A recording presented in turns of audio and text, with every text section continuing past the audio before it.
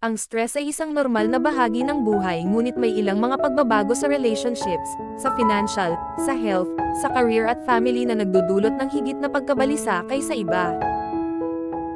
Narito ang 5 nagungunang stressors sa buhay, kasama ang ilang tips para harapin ito. Ang paghihiwalay. Ang paghihiwalay sa isang asawa o BF maaaring magdulot ng matinding stress. Tanggapin ang iyong damdamin at matutong bumitaw. Ang pangmatagalang sakit. Ang sakit at stress mayroong symbiotic relationships. Ang matagal na stress nagpapahina ng ating immune system na naging mas madali kang kapitan ng sakit. Ingatan mo ang sarili mo. Kung kaya mo, get enough sleep, panatilihin ang isang malusog na dieta, manatiling physically active. Humingi ng tulong sa mahihirap na gawain. Ang pagkawala ng trabaho.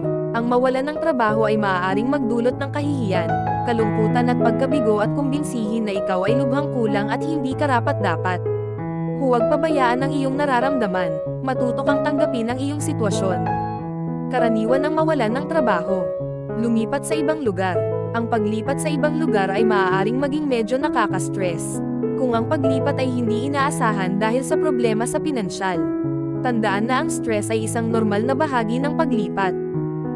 Pagkamatay ng isang mahal sa buhay.